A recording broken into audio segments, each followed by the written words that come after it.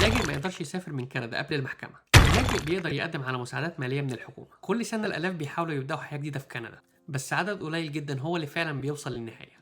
ليه؟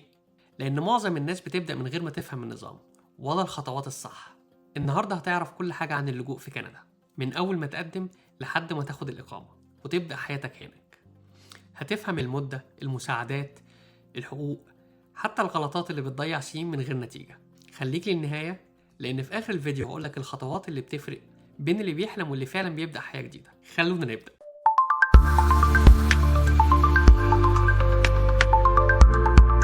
تقديم طلب اللجوء وفترة الانتظار. بعد ما بتقدم طلب اللجوء بيتم تحديد جلسة للمحكمة، والمدة دي ممكن تاخد من سنة لسنتين ونص تقريبا، وده المتوسط العام حسب الإحصائيات الرسمية الكندية. بعد المحكمة لو الطلب اتقبل، الشخص بيبقى مؤهل يقدم على الإقامة الدائمة، ودي كمان بتحتاج من سنة لسنتين تقريبا علشان تخلص. العمل أثناء فترة الانتظار: من أول ما الشخص بيوصل لكندا وبيقدم على اللجوء بيكون من حقه يقدم على تصريح عمل، وده طبعا بيبقى مجانا ليه. التصريح ده بياخد تقريبا من أسبوعين لشهر بعد الفحص الطبي، وده بيسمح ليه يشتغل بشكل قانوني طول فترة الانتظار. يعني مفيش مانع يشتغل وهو مستني نتيجة المحكمة. الإحساس بعدم الاستقرار: من الطبيعي إن فترة الانتظار الطويلة تسبب شعور بعدم اليقين، لأن الشخص مش عارف النتيجة هتكون إيه أو مستقبله هيبقى فين. لكن المهم في المرحلة دي هي التركيز على تعليم اللغة والتأقلم مع الحياة الجديدة علشان تكون البداية أسهل بعد القبول إن شاء الله. المساعدات المالية من الحكومة الكندية: اللاجئ بيقدر يقدم على مساعدات مالية من الحكومة، لكن لازم هو اللي يقدم بنفسه في المراكز المتخصصة. المساعدات دي مش تلقائية، القيمة طبعا بتختلف حسب المقاطعة، لكن في الغالب الشخص بياخد من 700 ل 750 دولار في الشهر، وده مبلغ محدود جدا ومش بيكفي كل المصاريف، ومفيش طبعا سكن زي ما الناس بتقول ولا الحاجات دي. علشان كده من المهم ان الأسرة تبدأ تدور على شغل بأسرع وقت ممكن. I need a job. علشان تقدر تعتمد على نفسها. السفر قبل وبعد المحكمة: اللاجئ ما يقدرش يسافر من كندا قبل المحكمة لأنه بيكون سلم جواز سفر للسلطات، لكن بعد ما بيتم اللجوء بيقدر يقدم على وثيقة سفر كندية اسمها ترافل دوكومنت، ورسومها تقريبا بتبقى من 100 ل 150 دولار، وبيتم إصدارها خلال شهرين، وساعتها يقدر يسافر لأي بلد ما عدا بلده الأصلية. لم الشمل والإقامة الدائمة: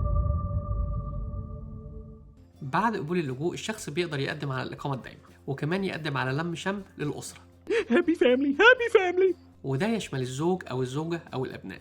الإجراءات دي بتحتاج لبعض الوقت، لكن دي من الحقوق الأساسية للاجئ بعد القبول. التعليم للأبناء: